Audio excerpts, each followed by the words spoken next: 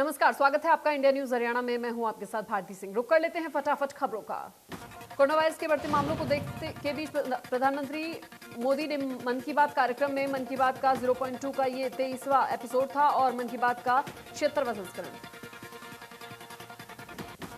PM Modi ने कहा कि कोरोना की दूसरी लहर से देश को झकझोर दिया है। उन्होंने कहा कि कोरोना वायरस देश के लोगों के धैर्य और दुख सहने की सीमा की परीक्षा ले रहा है।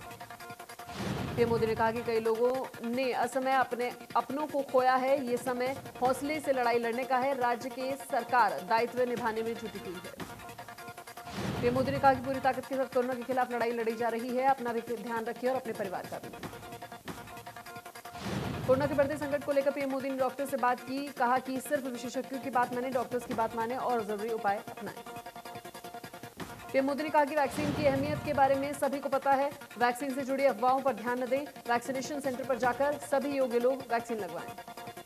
पीएम मोदी ने फ्रंटलाइन वर्कर्स की तारीफ की। कहा कि लैब टेक्नीशियन और एम्बुलेंस ड्राइवर बड़े रिस्क लेकर काम कर रहे हैं। पीएम मोदी ने एम्बुलेंस ड्राइवर से बात की, निजी अनुभव पूछा और तारीफ की। पीएम मोदी ने सभी से कोरोना वैक्सीन लगवाने का आग्रह किया। कहा कि दवाई भी कड़ाई भी, इस मंत्र को कभी न भूलें। इस आपदा से हम जल्द बाहर आएंगे। हम मिलकर इस जंग से जीतेंगे। देश में 24 घंटे में 3,49,000 से ज्यादा मामले सामने आए। वहीं 2,761 कोरोना मरीजों की मौत भी हुई है, जबकि 2,15,000 मरीज ठीक हुए। राजधानी दिल्ली में कोरोना के चलते हालात में सुधार न होने की वजह से सरकार ने सूबे में लॉकडाउन 1 हफ्ते और बढ़ा दिया है। गुरुग्राम के अस्पतालों में भी बेड कम होने की बात सामने आ रही है। हाल ये है कि अस्पताल के ग्राउंड में मरीज इलाज के लिए बैठे हुए हैं। मरीज ने कोरोना का टेस्ट करवाया, जिसकी रिपोर्ट का इंतजार कर रहा, लेकिन रिपोर्ट आने से पहले ही उसकी हालत बिगड़ गई और वो सेक्टर 10 के नागरिक अस्पताल पहुंचा, जहां बेड नहीं होने के चलते उसे भर्ती नहीं किया गया। कोरोना संदिग्ध मरीज को डॉक्टर्स ने हॉस्पिटल के ग्राउंड में इंजेक्शन लगाकर ही रेफर कर दिया। ऑक्सीजन बेड उपलब्ध न होने से पर मरीज को रोहतक रेफर कर दिया गया। कोरोना के लगातार बढ़ते मामलों के साथ ऑक्सीजन सिलेंडर की मांग लगातार बढ़ती जा रही है। कुछ लोग ऑक्सीजन सिलेंडरों को गलत तरीके से बेचकर मोटा मुनाफा कमाने की कोशिश कर रहे हैं। ऑक्सीजन सिलेंडरों की कालाबाजारी का मामला गन्नौर के बड़े औद्योगिकी क्षेत्र से सामने आया है, जहां पुलिस और सुरक्षा विभाग की टीम ने ऑक्सीजन गैस सिलेंडरों के होलसेल कारोबारी के प्रबंधक को ऑक्सीजन सिलेंडरों के निर्धारित दामों से ज्यादा रुपए वसूल करते रंगे हाथ पकड़ा। फैक्ट्री में ऑक्सीजन गैस सिलेंडरों को रिफिल किया जाता है। कोरोना मरीज के परिजन ने जब फैक्ट्री प्रबंधक से सिलेंडर मांग की तो उससे 30,000 रुपए की डिमांड की गई और सिलेंडर लौटाने पर भी रुपए वापस नहीं दिए गए। शाम 6 बजे से दुकान बंद करने के सरकारी आदेश को अमल में लाने के लिए सिरसा पुलिस ने सड़कों पर मोर्चा संभाल रखा है। बाकायदा पुलिस के जवान बाजारों में स्पीकर के जरिए मुनियादी कर रहे हैं। शाम 6 बजे के बाद कुछ दुकानें खुली मिली, जिन्हें पुलिस ने बंद करवाया और लोगों को जागरूक किया। पुलिस ने बेवजह सड़कों पर घूम रहे लोगों को रोककर भी पूछताछ की। थाना प्रभारी ने कहा है कि सरकार के आदेश की सख्ती से पालना करनी चाहिए। जो भी व्यक्ति इन आदेशों को पालन करेगा, उनके खिलाफ वही जंग जीत पाएगा। इंजीनियरिंग कार्य के ठेकेदारों की सुविधा के लिए मुख्यमंत्री मनोहर लाल ने सभी इंजीनियरिंग कार्यों के लिए राज्य स्तरीय आईटी समाधान के साथ Haryana engineering workers portal launch करने की स्वीकृति दी। हरियाणा इंजीनियरिंग वर्कर्स पोर्टल ठेकेदारों की पंजीकरण प्रक्रिया, विस्तृत निविदा सूचना, ई ट्रेडिंग, पारदर्शी आईटी आधारित तकनीकी मूल्यांकन सहित सभी इंजीनियरिंग कार्यों का समक्ष करेगी। मुख्यमंत्री मनोहर लाल ने इंजीनियरिंग कार्य विभागों की बैठक के दौरान ये जानकारी दी। कहा कि पोर्टल ई ट्रेडिंग प्रणाली में ज्यादा पारदर्शिता लाने के साथ साथ इंजीनियरिंग कार्य विभाग के जवाबदेही और कार्यकुशलता भी बढ़ाए। बैठक में अधिकारी ने मुख्यमंत्री के साथ ये HEW पोर्टल एक सामान्य मंच पर ठेकेदारों के पंजीकरण को सक्षम कर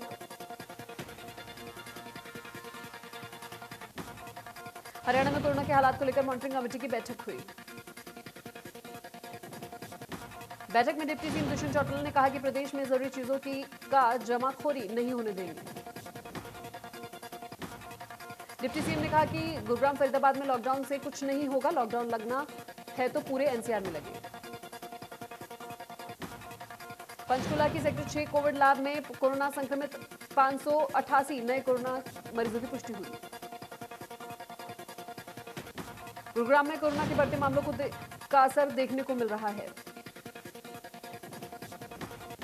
डर, सावधानी और जागरूकता का असर दिख रहा है। गुरुग्राम में बेड की किल्लत से जल्द निजात मिलने की उम्मीद जताई जा रही है। आईसीयू में भी 75% बेड रिजर्व रहेंगे। शहर में बेड की संख्या को बढ़ाने का काम चल रहा है। सांगवान चौक के पास निजी लैब पर कोरोना सैंपल की जांच किए जाने की शिकायत मिली है। विभाग की शिकायत मिली थी कि लैब संचालक ने शहर में प्लेटफॉर्म बांटकर पैम्फलेट्स बांधकर 1150 रुपए के कोरोना के आरटीपीसीआर सैंपल कराने के दावे किए। सिरसा में बढ़ते कोरोना के मामलों को देखते हुए शहर की सामाजिक संस्थाओं के सहयोग से इंडियन मेडिकल एसोसिएशन की ओर से फ्री फ्लू ओपीडी कैंप का आयोजन किया गया। कैंप में निःशुल्क लोगों की जांच कर उन्हें फ्री दवाइयां बांटी गई। सिरसा आईएमए प्रधान ने कहा है कि कैंप में आए लोगों को कोरोना के नियमों के बारे में जागरूक किया गया।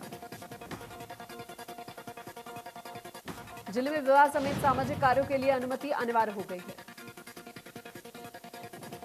विवाह, राजनीतिक कार्यक्रम और सामाजिक कार्यक्रम के लिए सभी लघु सचिवालय स्थित एसडीएम कार्यालय से अनुमति लेनी होगी। पेहोवा में कोरोना महामारी को लेकर प्रशासन और पुलिस ने शिकंजा कसना शुरू कर दिया है। सिटी थाना अध्यक्ष जगदीश टामक ने कहा है कि कोरोना संक्रमण की बढ़ रही रफ्तार से मरीजों की सांस भी तेजी से उखड़ रही है। फरीदाबाद में शाम को बाजार बंद होने की वजह से लोग आज सुबह के वक्त बाजारों में खरीदारी के लिए निकलते हुए नजर आ रहे हैं। दुकानदारों को कहना है कि शाम के वक्त मार्केट बंद करने का फैसला ठीक नहीं।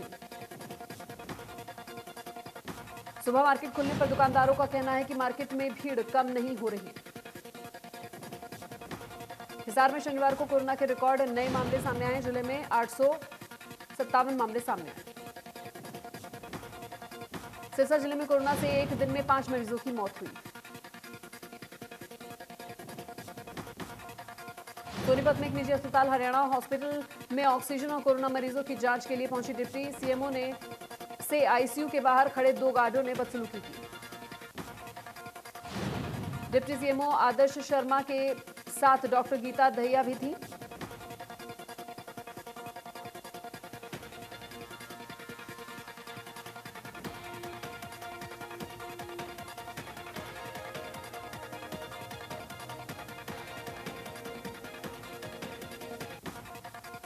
यमुनानगर के उपायुक्त मुकुल कुमार और पुलिस अधीक्षक कमलदीप गोयल ने शहर के इलाकों का निरीक्षण किया।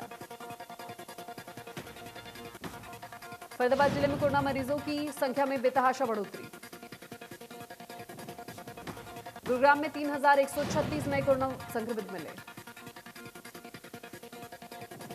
सोनीपत में शराब के ठेकों पर कोरोना नियमों की धज्जियां उड़ाई जा रही हैं।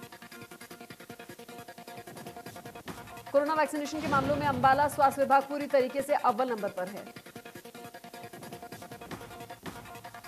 सीएमओ के मुताबिक अंबाला में वैक्सीनेशन का काम युद्ध स्तर पर लगातार जारी है।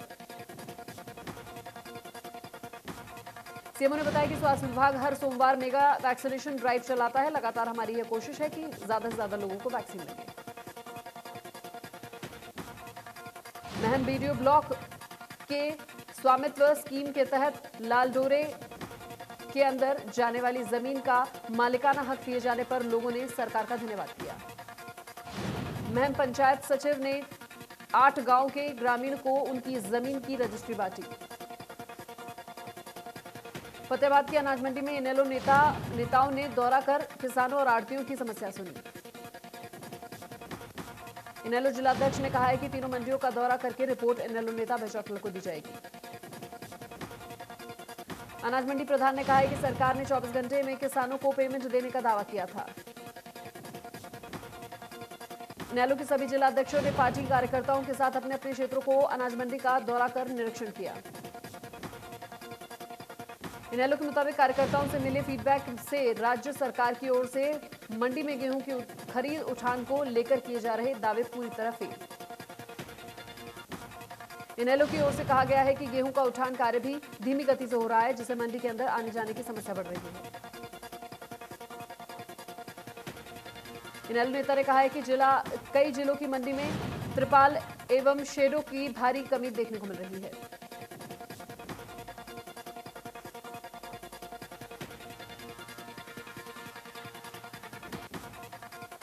डबवाली की नई अनाज मंडी में इनेलो महिला महासचिव सुनैना चौटाला ने किसानों और व्यापारियों की मौजूदा मजदूरों की समस्या सुनी। सुनैना चौटाला ने सरकार प्रशासन पर तंज करते हुए चेतावनी दी है कि अगर सरकार ने किसानों के साथ ज्यादती की तो गेहूं का उठान भी समस्याओं का निदान होना चाहिए। गोहाना की अनाज मंडी में इनेलो के कार्यकर्ताओं और नेताओं ने पहुंचकर हालात का जायजा लिया। इनेलो नेताओं का कहना है कि मंडी में गेहूं का उठान धीमी गति से हो रहा है।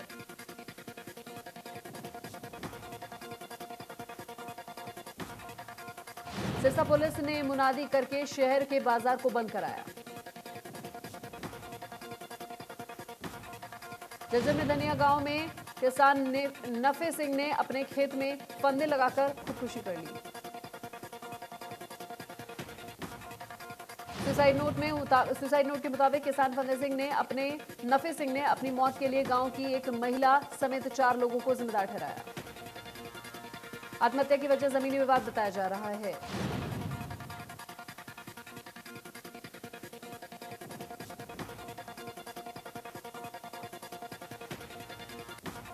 मंडी डबवाली में चोरों ने डाकघर को निशाना बनाया। चोरी के वक्त न तो डाकघर में कोई सिक्योरिटी गार्ड था और न ही कोई और मौजूद था, साथ ही डाकघर में सीसीटीवी भी नहीं थे। जज्जर में थाना बेरी के गांव गोच्छी में एक शख्स की पीट कर हत्या करने का मामला सामने आया। मृतक के पिता का कहना है कि बराना गांव के किसी व्यक्ति ने मंजीत की हत्या कर दी। करनाल में कर्णलेख के पास सरकारी पेट्रोल पंप के 2 कर्मचारियों से 15 लाख की लूट की गई। पुलिस ने आरोपी से एक अवैध देसी कट्टा और कार भी बरामद की। सिरसा के सुरक्षा अस्पताल में इलाज के दौरान एक मरीज की मौत हो गई। मृतक मरीज के परिजन अस्पताल प्रशासन से इलाज के दौरान का सीसीटीवी वीडियो देखने की मांग कर रहे हैं। कैथल के उपायुक्त सुजान सिंह ने कहा है कि राष्ट्रीय पंचायती राज दिवस पर सीवन पंचायत समिति को दीनदयाल उपाध्याय पंजीकरण सशक्तिकरण पुरस्कार से नवाजा गया। उन्होंने कहा कि इस अवार्ड के तहत स्मृति चिन्ह और 25 लाख रुपए की राशि दी गई। कुरुक्षेत्र में पुरानी रंजिश के चलते बाइक सवार नकाबपोश बदमाशों ने शराब के ठेके पर काम करने वाले शख्स पर फायरिंग कर दी। मामले की जानकारी देते हुए एसएचओ ने बताया है कि गनीमत रही कि गोली किसी को भी नहीं लगी।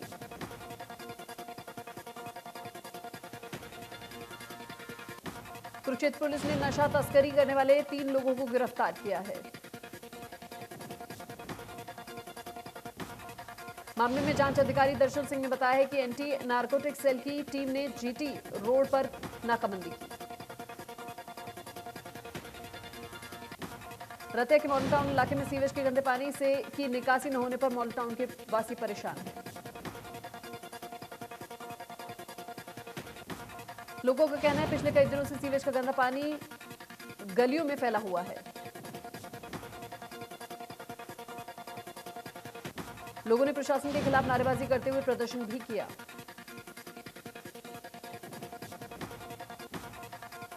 हालांकि जिला प्रशासन ने किराने की दुकान को खुला रखने की बात कही गई है।